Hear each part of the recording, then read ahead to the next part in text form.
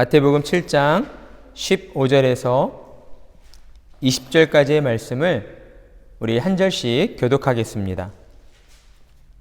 거짓 선지자들을 삼가라. 양의 옷을 입고 너희에게 나아오나 속에는 노략질하는 일이라. 그들의 열매로 그들을 알지니 가시나 나무에서 포도를 또는 엉겅퀴에서 무화과를 따르느니라.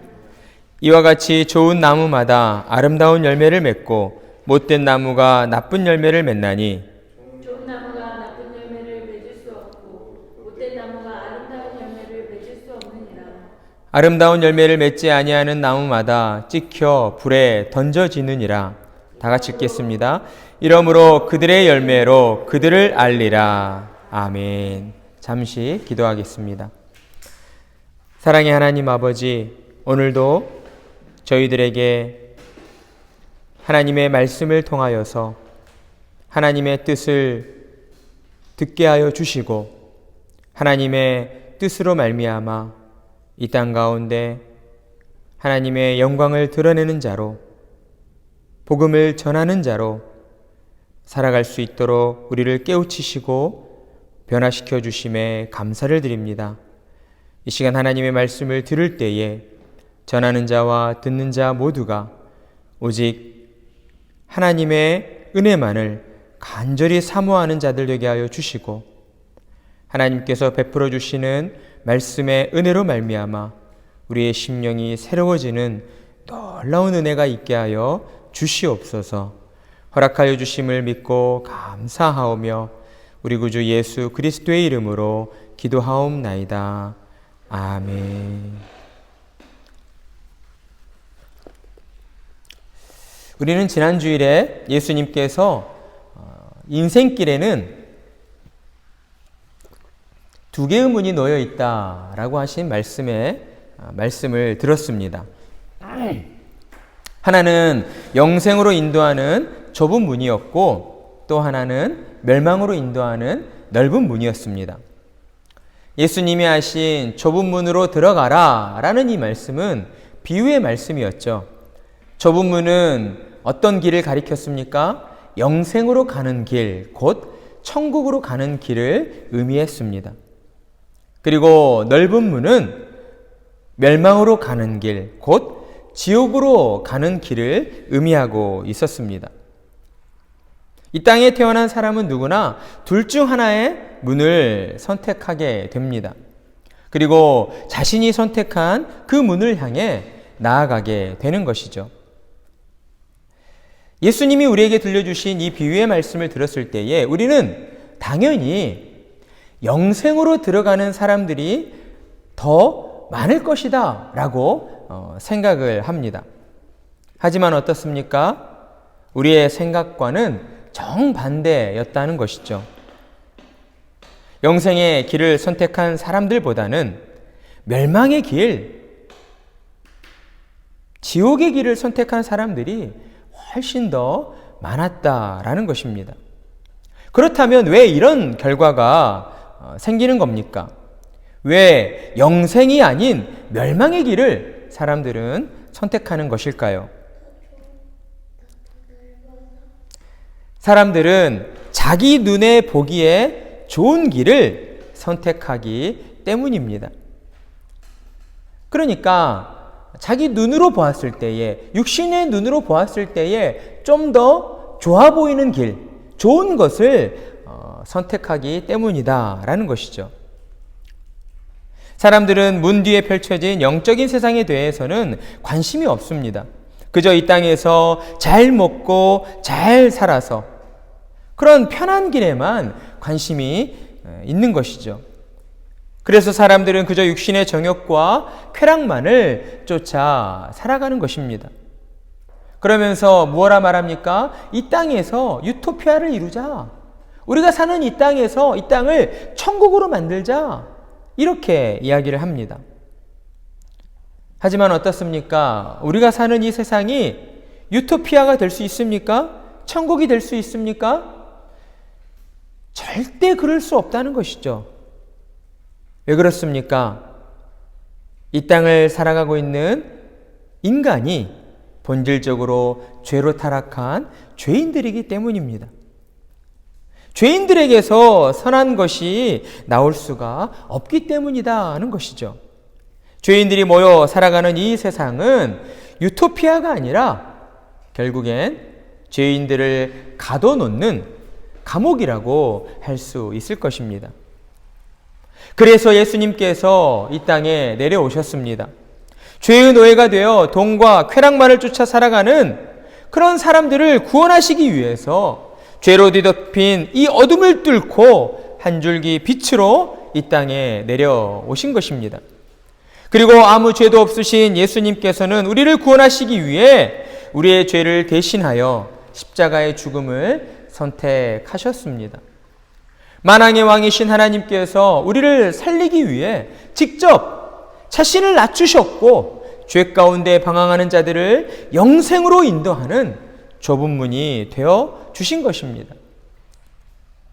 그렇기에 예수님은 정말 간절한 마음으로 정말 사랑의 마음을 담아서 너희는 좁은 문으로 들어가야 한다라고 말씀하시는 것입니다. 그렇습니다. 영생으로 나아가는 길, 구원을 얻어 천국으로 나아가는 길은 오직 예수 그리스도를 믿는 길밖에 없습니다. 예수님을 통하지 않고서는 하나님 앞으로 나갈 수가 없고 영생을 얻을 수도 없습니다. 오직 예수님을 통해서만 구원을 얻고 천국에 들어갈 수가 있는 것이죠. 하지만 세상은 어떻습니까? 성경을 통해 전해지는 예수 그리스도의 복음을 전혀 들으려 하지 않는다는 것이죠. 구원을 얻어 영생을 주신다고 하는 이 놀랍고도 정말 놀라운 이 기쁨의 좋은 소식을 사람들은 결코 들으려 하지 않는다는 것입니다. 그들은 도리어 눈에 보이지 않는 천국이 어디 있겠느냐라고 반문하며 믿는 자들을 비난하고 조롱합니다. 따라서 하나님의 은혜로 거듭난 신자들은 그 자신의 삶을 통해서 영생으로 가는 길이 분명히 있음을 그들에게 보여줘야 합니다. 세상의 가치관을 따르지 않고 예수님을 따라 살아야 하는 것이죠. 예수님을 따라 영생의 길을 간다는 것은 결코 안전한 길이 아니요, 쉬운 길도 아니요, 편한 길도 아닐 것입니다. 예수님은 우리에게 예수님을 따라 나아가는 영생의 길은 좁고 험난한 길이라고 우리에게 말씀해 주시기 때문입니다. 예수님의 이 가르침에 따라서 예수님을 믿고 따르는 신자들은 이 땅을 사는 동안 영적으로 계속해서 투쟁하며 싸워 나아가야 하는 것입니다. 설령 사람들이 그런 모습을 보고 쓸데없는데 목숨을 건다라고 비웃고 놀려댈지라도 우리는 사람들의 말에 흔들리지 아니하고 세상의 가치관에 현혹되지 아니하고 끝까지 예수님만 바라보며 나아가야 하는 것입니다. 하지만 예수님을 바라보며 나아가는데도 불구하고 영생의 길을 가는 것은 그리 순탄하지만은 않습니다. 왜냐하면 사탄이 끊임없이 믿는 자들을 공격하기 때문입니다. 사탄의 공격은 그리 단순하지 않습니다. 우리가 공포 영화에서 보는 것처럼 어떤 무시무시한 얼굴을 하고 총칼을 들고 덤벼들지 않는다라는 것이죠. 그래서 예수님께서는 오늘 본문을 통해서 믿는 자들을 공격하는 사탄의 실체에 대해 우리에게 가르쳐 주시고 있습니다. 따라서 우리는 오늘 말씀을 듣고 사탄이 우리를 어떤 방법으로 신자들을 어떻게 공격하는지를 바르게 깨닫고 알아야 하는 것입니다. 그래서 사탄의 공격에 흔들리지 않고 오직 믿음으로 주님의 몸된 교회를 견고히 세워 나아가는 그러한 신자들이 되어야 하는 것입니다. 오늘 본문은 먼저 거짓 선지자들을 삼가라 라는 명령어로 시작하고 있습니다. 여기서 삼가라 라는 말은 2인칭 복수형 현재 능동태 명령형 동사. 뭐라고요? 2인칭 복수형 현재 능동태 명령형 동사. 이러한 문법적인 의미를 바르게 아는 것은 성경을 해석함에 있어서 참 중요한 부분입니다. 그러니까 이 삼가다라는 말에는 무엇을 주의하다, 조심하다라는 뜻과 함께 무언가에 몰두하다, 전념하다라는 뜻도 가지고 있습니다.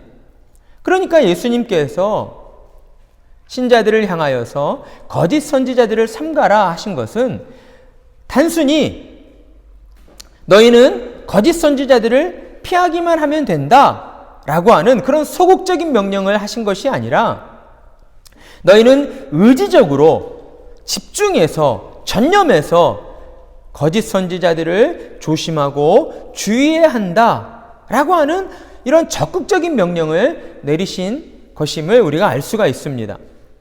자, 그렇다면 왜 예수님께서는 이렇듯 적극적인 자세로 거짓 선지자들을 조심해야 한다, 조심하라고 명령하시는 걸까요?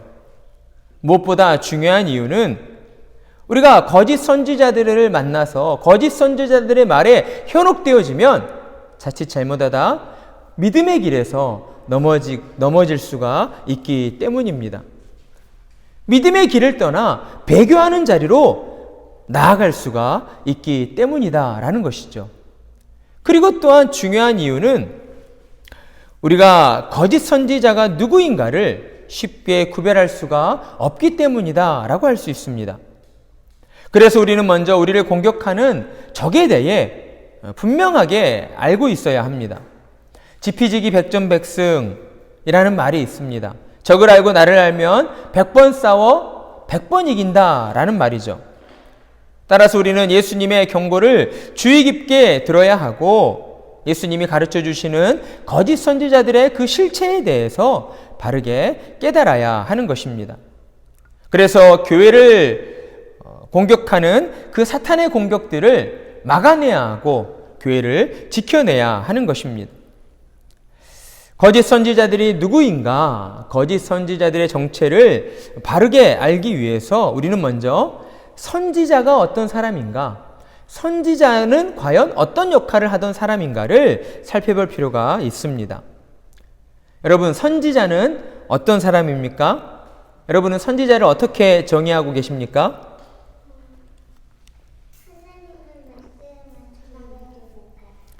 하나님의 말씀을 전하고 들려주는 사람. 네, 아주 잘 알고 있습니다. 많은 사람들이, 많은 신자들이 선지자 하면 어때요?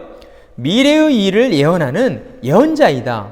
이렇게 예언자로 이해하고 계시는 분들이 더러 있습니다. 하지만 이는 정답이 아닌 것이죠. 선지자에 대한 정의가 출애굽기 4장 16절에 나와 있는데 출애굽기 4장 16절을 보면 그가 너를 대신하여 백성에게 말할 것이니 그는 내 입을 대신할 것이요 너는 그에게 하나님같이 되리라. 이 출애굽기 4장에 나온 이 사건이 지금 어떤 내용인지 혹시 아시는 분 계십니까? 출애굽기 4장이니까 모세가 호렙산 떨기나무에서 누구를 만났죠? 그렇죠. 여호와 하나님을 만났죠. 불꽃은 일어나는데 타지 않는 호렙산 떨기나무에서 여호와 하나님을 만났습니다. 그래서 여호와 하나님께서 무엇라 말씀하십니까? 애굽 땅에서 고통받고 신음하고 있는 내 백성의 간구를 내가 들었노라. 내가 그들을 구원할 테니 너는 나의 말을 따라 그들에게 찾아가서 그들을 구원해내라 라고 모세에게 말씀을 하십니다. 그러자 모세가 어떻게 말해요? 하나님, 저는 그럴 만한 능력이 없습니다. 저는 그럴 만한 말 주변이 없습니다. 하나님께서 여러 차례 권면하시지만 모세도 끝까지 자기는 갈 수 없습니다 라고 하나님 앞에 이야기를 합니다. 그러자 하나님께서 누구를 붙여주십니까? 그렇죠. 너의 형 아론이 있지 않느냐. 너의 형 아론을 통하여서 하나님의 뜻을 전하면 된다. 지금 그 사건이었죠. 그래서 그가 너를 대신하여 일 때 그가 바로 아론인 것이죠. 아론이 모세인 너를 대신하여 백성에게 말할 것이니 그는 내 입을 대신할 것이요 너는 그에게 하나님같이 되리라. 그러니까 곧 선지자는 하나님의 말씀을 대언하는 자, 곧 하나님의 입이라고 성경은 증언하고 있습니다.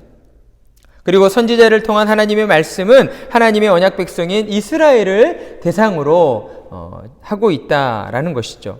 그러니까 구약시대의 선지자는 하나님께로부터 말씀을 받아 이스라엘 백성에게 전달하고 가르치던 자였다라고 할 수 있습니다. 한마디로 하나님 나라를 대표하는 하나님 나라의 대사였다고 할 수 있는 것이죠.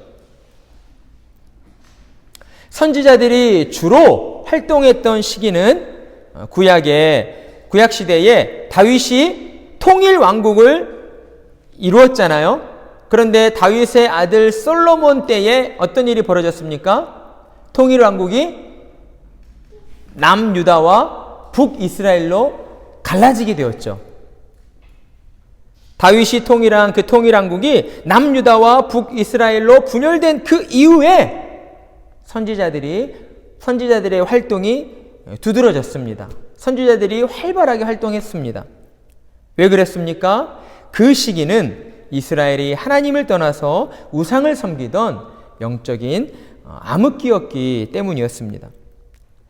구약 성경에 등장하는 대표적인 선지자들로는 북왕국의 엘리야, 엘리사, 미가야, 그리고 8세기에 이르러 아모스, 호세아, 남왕국의 이사야, 미가, 7세기 남왕국의 나훔, 스바냐, 하박국, 예레미야, 그리고 바벨론 포로기에는 에스겔, 그리고 포로 후기에는 학개, 스가랴, 오바냐, 말라기, 요엘 등의 선지자들이 활동했음을 우리는 성경의 증언을 통해 확인할 수 있습니다. 그들이 그 영적 암흑기에 선지자로 활동하며 주로 전파하였던 하나님의 말씀은 무엇이었습니까? 하나님의 진노가 임박했으니 너희는 우상에게서 돌이켜 회개하라는 것이었습니다. 이를 한마디로 줄이면 하나님께로 돌아오라는 것이죠. 하지만 어떠했습니까? 놀랍게도 이스라엘은 왕으로부터 시작해서 모든 백성에 이르기까지 선지자들을 통해 전해지는 하나님의 말씀을 들으려 하지 않았습니다. 도리어 선지자들을 조롱하였고 비웃었고 하나님의 뜻을 무시했습니다. 이스라엘이 이런 모습을 보인 데에는 거짓 선지자들의 역할이 컸다라고 할 수가 있습니다. 그들은 선지자라고 하는 타이틀을 가지고 왕의 곁에 있었습니다. 왕을 보필하면서 참 선지자를 통하여서 선포되어지는 하나님의 말씀을 그들은 가로막았고 왜곡했던 것이죠. 그리고 그들은 앞장서서 하나님을 대적하였으며 또한 참 선지자들을 공격했습니다. 대표적인 예로 눈물의 선지자라 불리는 예레미야가 있습니다. 그는 하나님의 뜻을 받아 하나님의 심판이 코앞에 닥쳤으니 너희는 죄악을 버리고 우상을 버리고 하나님께로 돌아가야 한다라고 전파했습니다. 하지만 이스라엘은 예레미야가 전하는 하나님 말씀을 듣지 않았던 것이죠. 우상을 버리고 돌아오기만 하면, 회개하기만 하면 용서해 주시겠다라고 하는 그 하나님의 사랑을 이스라엘 백성들은 악한 마음으로 받았습니다. 강팍한 마음으로 도리어 그들은 하나님을 향하여 분노하였고 하나님의 말씀을 전하는 선지자의 그 말이 듣기 싫다 하며 선지자 에레미야를 죽이려 하였다라는 것이죠. 그리고 당시 종교 지도자였던 제사장 바스울은 예레미야가 더 이상 하나님의 뜻을 전하지 못하도록 감옥에 가두기까지 했습니다. 또 다른 예가 열왕기상 22장에 나오는 미가야 선지자입니다. 그는 400명의 거짓 선지자와 아합 왕 앞에서 목숨을 걸고 오직 하나님의 말씀만을 전하였던 인물입니다. 이스라엘의 악한 왕 아합은 길르앗 라못이라고 하는 그 지역을 빼앗기 위해서, 그러니까 그 당시 아람이 공격해서 그 북이스라엘의 길르앗 라못이라고 하는 지역을 이방 나라인 아람 국가가 빼앗아 가버렸습니다. 그러자 이스라엘의 이제 악한 왕 남유다와 북이스라엘로 이렇게 분열된 이후에 두 나라 간에 선한 왕과 악한 왕이 있었다라고 이제 성경이 증언하고 있는데, 아합 왕은 악한 왕이었습니다. 그가 길르앗 라못을 빼앗기 위해, 다시 빼앗아 오기 위해서 이제 남유다의 여호사밧 왕에게 찾아갑니다. 여호사밧 왕이 북이스라엘 왕에게 찾아왔을 때에, 그때 이제 아합 왕이 여호사밧 왕에게 이렇게 제안을 하는 거죠.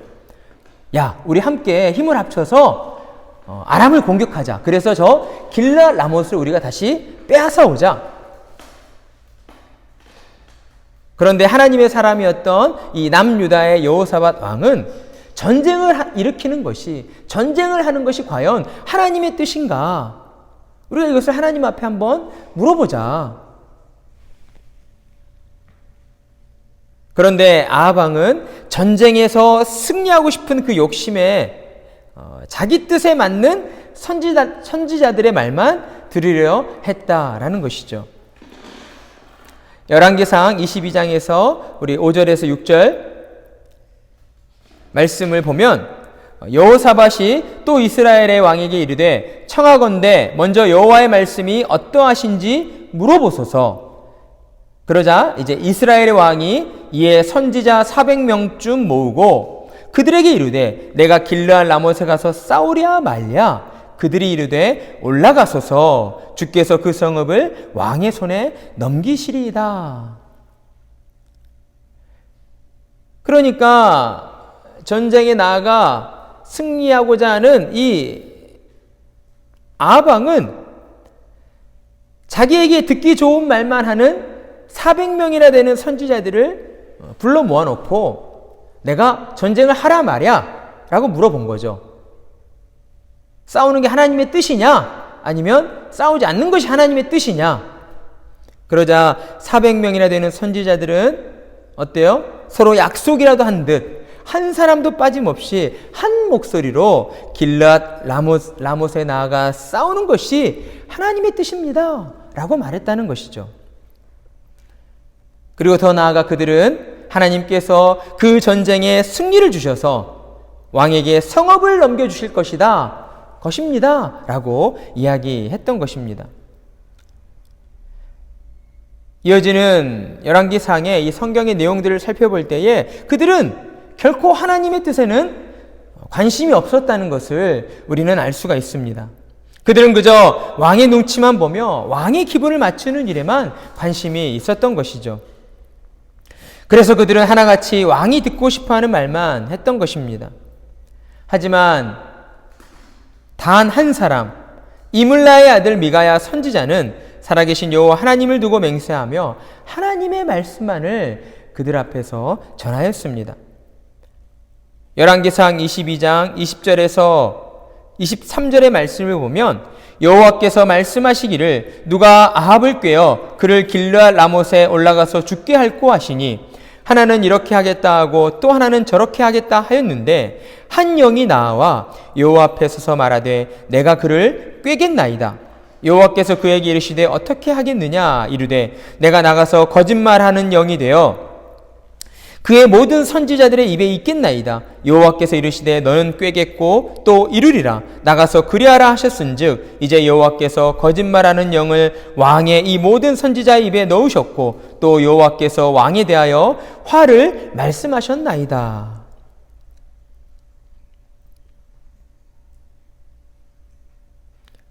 그러니까 미가야 선지자를 통해 하나님께서 들려주시는 말씀은 무엇인가? 거짓의 영이 선지자들의 그 마음 가운데에 마음을 자리 잡고 왕 앞에서 하나님 앞에서 거짓말을 내뱉고 있다라는 것이죠. 우리는 이렇게 구약의 예레미야 선지자와 미가야 선지자의 예를 통해서 알 수 있듯이 거짓 선지자들은 거짓의 영에 사로잡힌 자들이고 그들은 거짓을 말하는 자들이라는 것을 우리는 알 수가 있습니다. 그들은 선지자라는 신분을 이용해서 자기의 뜻을 하나님의 뜻이라고 전파하며 왕과 이스라엘 백성을 미혹하고 있었던 것입니다. 그들은 하나님의 백성 이스라엘을 죄악으로부터 멀어지게 하는 것이 아니라 도리어 죄악에 더 가까워지도록 하나님께로부터 더 멀어지도록 만들고 있었다는 것이죠. 신약 성경에도 이와 같은 거짓 선지자들에 대한 증언이 여러 군데 등장하고 있습니다. 신약 성경에서는 거짓 선지자를 가리켜서 거짓 교사, 거짓 사도 또는 적그리스도라고 부르고 있습니다. 그러면서 성경은 그들이 오늘날 교회 가운데 아주 깊숙이 침투해 들어와 있다라고 말하며 그들을 조심해야 한다, 경계해야 한다라고 말씀하고 있습니다. 구약시대 거짓 선지자들이 이스라엘의 가장 중심부로 침투하여서 왕을 보필하는 왕의 보좌관 역할을 했으면 그 나라의 모든 권력의 최상위에 위치하고 있었던 것이잖아요. 그런 것처럼 그들이 왕의 곁에서 하나님의 뜻을 전하는 참 선지자의 말을 가로막았고 우상을 떠나 하나님께 돌아오라는 하나님의 말씀을 부인하고 왜곡시켰던 것처럼 신약시대의 교회에 침투한 거짓 교사들 또한 복음을 조롱하며 자기 백성을 그들의 죄에서 구원하러 오신 예수가 그리스도이심을 부인하고 있었다라는 것입니다. 요한일서 2장 18절을 보면 이러한 때를 가리켜 마지막 때라고 증언하고 있습니다. 우리 요한일서 2장 18절을 함께 찾아서 읽어보겠습니다.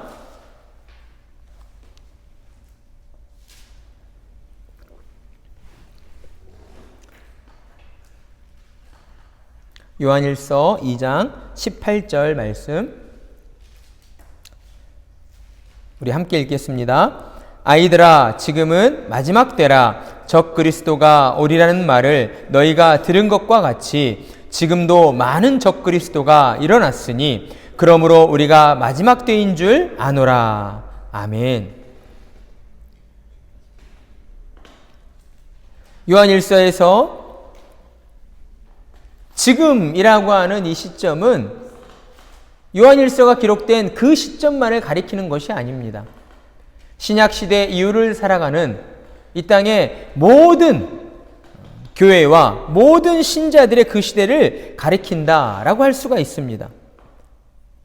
예수 그리스도께서 십자가에서 죽으시고 장사된 지 사흘 만에 부활하셔서 하늘로 올라가신 그 이유를 우리는 마지막 때 또는 말세의 때라고 말할 수 있습니다.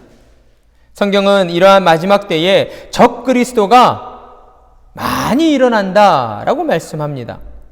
그러면서 적 그리스도는 거짓의 영에 사로잡혀 예수가 그리스도이심을 부인하는 자들이라고 우리에게 말씀하고 있습니다.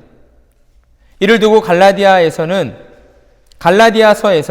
다른 복음을 전하는 자이다라고 또 표현하고 있습니다. 갈라디아서 1장 7절 말씀 다른 복음은 없나니 다만 어떤 사람들이 너희를 교란하여 그리스도의 복음을 변하게 하려 함이라. 아멘. 따라서 구약 성경과 신약 성경을 통해 우리가 확인하게 되는 거짓 선지자의 공통된 모습은 첫째, 그들은 항상 교회의 중심에 존재하고 있다는 사실입니다. 교회 밖에 있지 않습니다. 교회 안에 속해 있다는 것이죠. 그리고 둘째, 그들은 하나님의 부르심과는 전혀 관계없이 자기 스스로 하나님의 선지자로 부른다라는 것입니다. 그리고 셋째, 그렇기에 그들은 하나님의 뜻에는 전혀 관심이 없고 그저 자신의 안위를 위해 육신의 정욕과 쾌락만을 위해 거짓말을 내뱉고 있다라는 것입니다. 그리고 넷째, 그들은 자신이 지어낸 거짓말을 하나님의 뜻이라고 속이며 이 땅의 모든 교회들과 하나님의 택한 백성들을 미혹하고 있다라는 것입니다.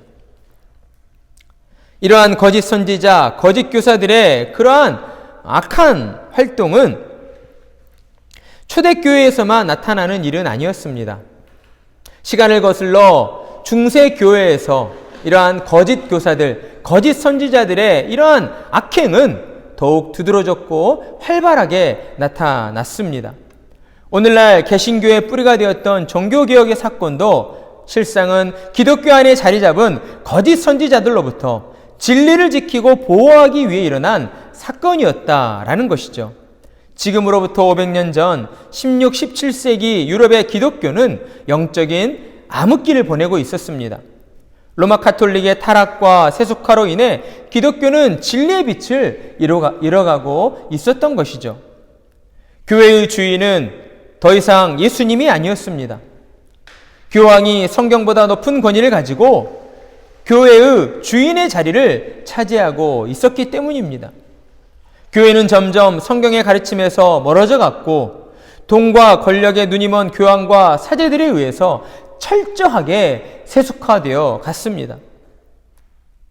하나님의 말씀을 가르치는 사제들은 그들 자신이 교사이면서도 성경에 대해 전혀 모르고 있는 사람들이 많았습니다.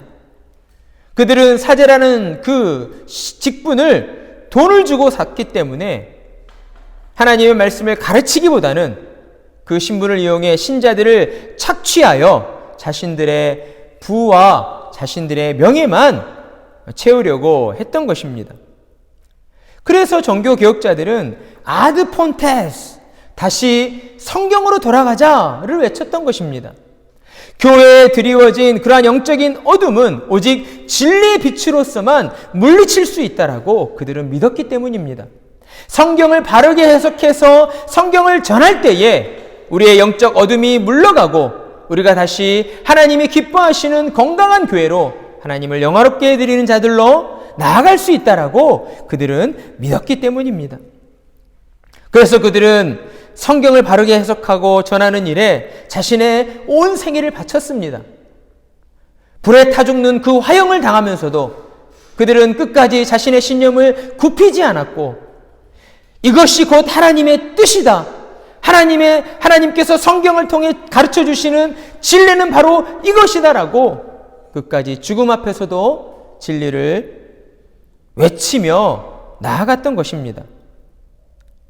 그들은 성경에 게시된 하나님의 뜻을 바르게 하는 길만이 교회가 바로 설 수 있는 길이고 또한 이 땅의 모든 신자들의 영혼이 바로 설 수 있는 길이라고 믿었던 것입니다.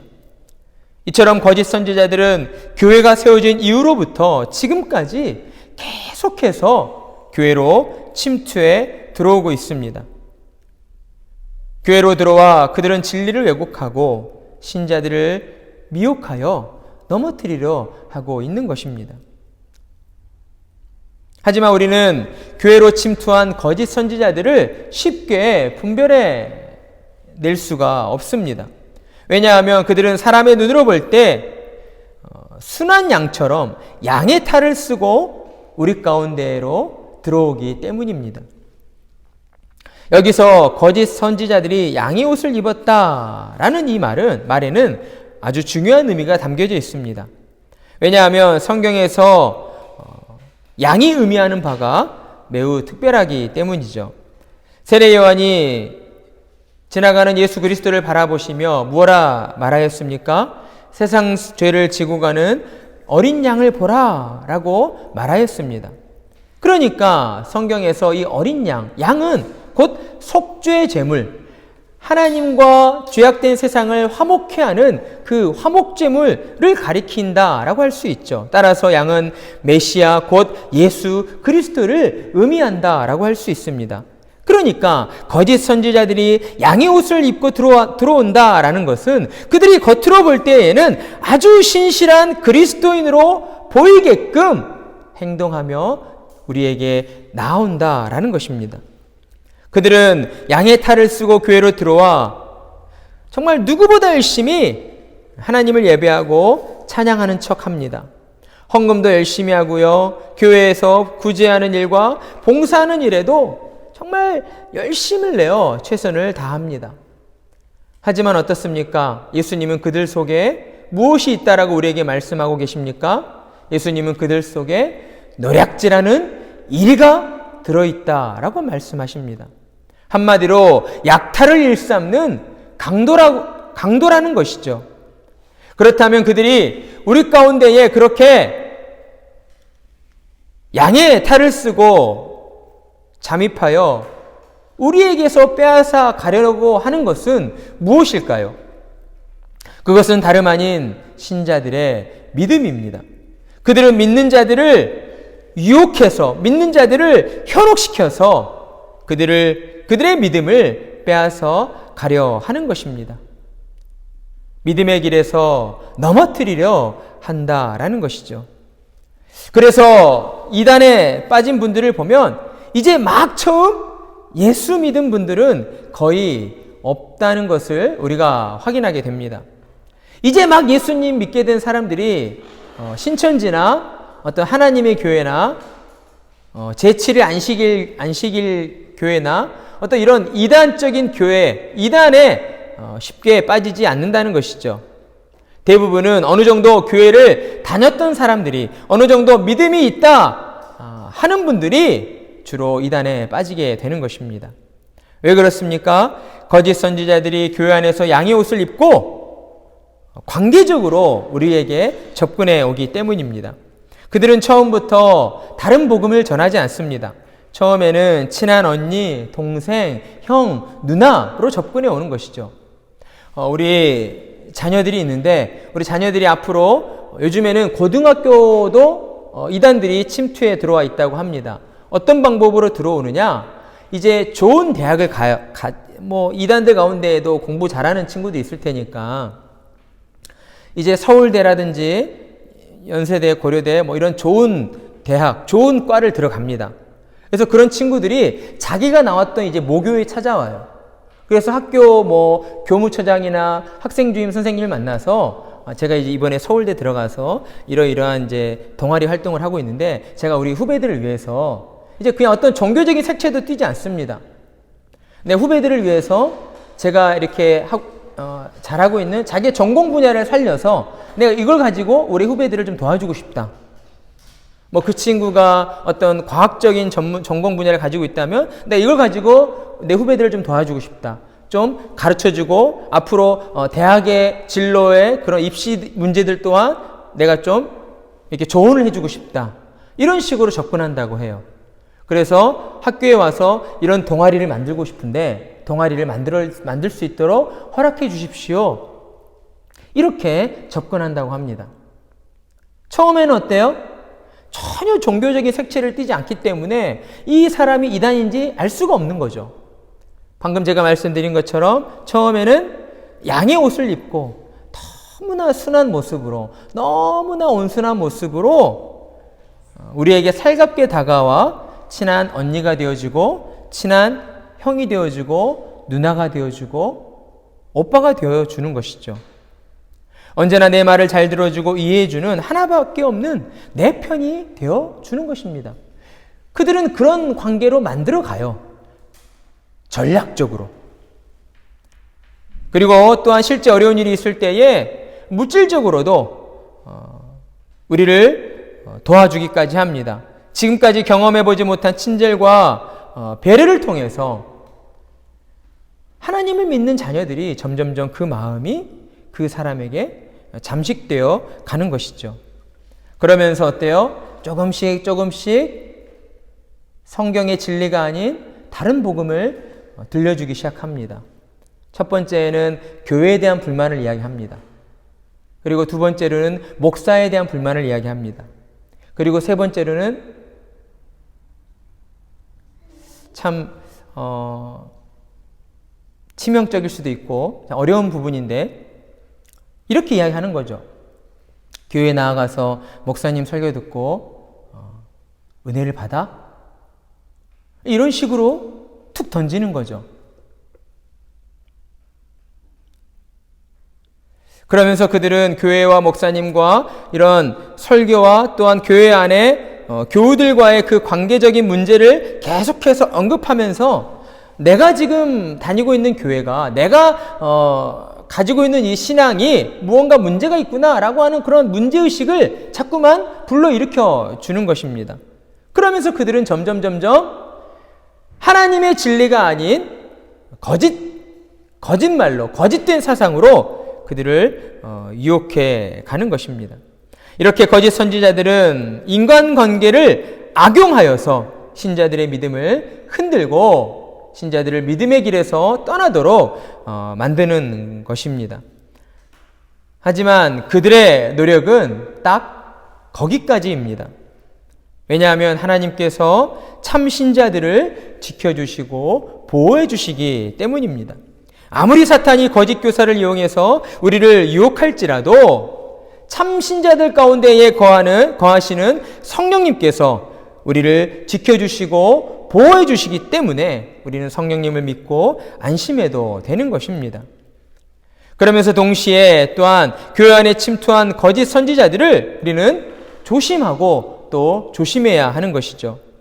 그래서 거짓 선지자들의 그럴듯한 말에 흔들리지 않는 그러한 건강한 교회, 견고한 교회를 우리는 세워가야 하는 것입니다. 우리는 오늘 말씀을 통해 한 가지 중요한 교훈을 배우게 되었습니다. 거짓 선지자들은 양의 탈을 쓰고 교회의 깊은 곳까지 침투해 들어와 있다는 것과 우리는 그들을 쉽게 구별할 수 없다라고 하는 사실입니다. 하지만 그럼에도 불구하고 결과적으로 볼 때에 교회는 결코 무너지지 않는다라는 사실입니다. 왜 그렇습니까? 예수님께서 예수님의 핏값으로 우리의 교회를 세워주셨기 때문입니다. 주님의 핏값으로 세워진 교회를 하나님께서 지키시고 보호해 주시기 때문입니다. 비록 사람의 눈으로 볼 때에는 말도 많고 탈도 많은 교회이지만 여러 가지 갈등과 문제들로 인해서 흔들리고 무너지는 것처럼 보이는 교회이지만 하나님 나라의 관점으로 볼 때에 교회는 언제라도 이 영적 전쟁 가운데에 그리스도로 말미암아 날마다 승리하며 나아가는 교회이다라고 하는 사실입니다. 따라서 우리는 교회의 주인 되시는 예수님께서 교회를 지키고 보호하신다는 믿음을 가져야 할 것입니다. 그리고 그 믿음 안에서 교회 안에 침투해 들어온 거짓 선지자들을 분별하고 대적할 우리의 영적인 실력을 키워 나가야 하는 것입니다. 그렇다면 어떻게 해서 거짓 선지자들을 분별하고 대적할 수 있는 그런 영적인 분별력, 영적인 실력을 키울 수 있을까요? 진리의 말씀이신 성경을 통해 영적 분별력을 키워 나갈 수가 있습니다. 따라서 우리는 날마다 성경을 읽고 묵상하는 자리로 나가야 하는 것이죠. 날마다 주의 말씀을 읽고 또 읽으며 우리 삶에 무엇이 옳고 그른가를 분별해내야 하는 것입니다. 내 마음에 지금 어떤 죄가 자리 잡고 있는지 우리가 느끼고 인지해야 하는 것이죠. 그러려면 하나님의 말씀을 읽고 또 읽어야 합니다. 하나님의 말씀을 읽고 묵상함으로 하나님의 뜻을 우리 마음에 새기고 우리 마음을 깨끗게 하고 정결하게 갖고 가야 하는 것입니다. 그렇게 해서 교회로 침투한 거짓 교사들을 분별할 능력을 키우고 그로 인해 교회 안에서 사탄의 유혹에 미혹되는 자들이 없도록 우리가 서로를 말씀으로 붙잡아주고 바른 길로 끌어주는 그런 역할을 감당해야 하는 것입니다. 오늘날 우리가 사는 이 세상은 너무나 빠르게 변화하고 있습니다. 어제 정답이었던 것이 오늘 틀린 답이 되어버리는 그런 세상입니다. 사람들은 절대적인 것을 인정하지 않고 자기가 원하는 대로 행동하는 것이 곧 진리라고 주장을 합니다. 우리는 그런 세상 속에서 참 진리이신 하나님의 말씀만을 우리 삶의 유일한 기준으로 삼고 하나님의 말씀에 순종하며 살아가야 하는 자들입니다. 그러니 이 땅을 살아가는 우리에게 얼마나 많은 유혹과 시험들이 닥쳐오겠습니까? 그렇기 때문에 우리는 더욱 하나님의 말씀만을 믿고 의지해야 하는 것입니다. 시편 기자는 시편 119편 105절에서 주의 말씀은 내 발의 등이요 내 글의 빛이니이다 라고 고백하였습니다.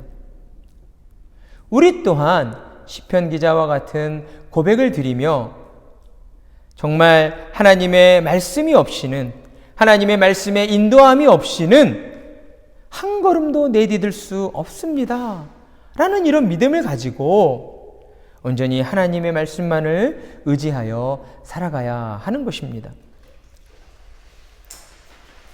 하나님의 말씀만을 믿고 의지함으로 우리는 이 땅에 나아가 하나님을 모르는 자들 앞에서 영생으로 가는 길이 있음을, 하나님 나라를 경험케 하는 자들이 되어야 하는 것입니다. 우리의 영혼이 말씀으로 이 땅에 오신 예수 그리스도 안에 거할 때에 우리는 하나님 안에 거함으로 거하는 참 자유를 누리게 될 것이고, 그로 인하여 이 땅 가운데 하나님의 복음의 빛을 전하는 빛과 소금의 역할을 온전히 감당하는 자들이 될 것입니다. 날마다 성경을 읽고 말씀에 순종하는 삶을 살아가심으로 주님이 주시는 참 평강과 기쁨을 누리시는 복된 성도님들이 되시기를 간절한 마음으로 축원합니다.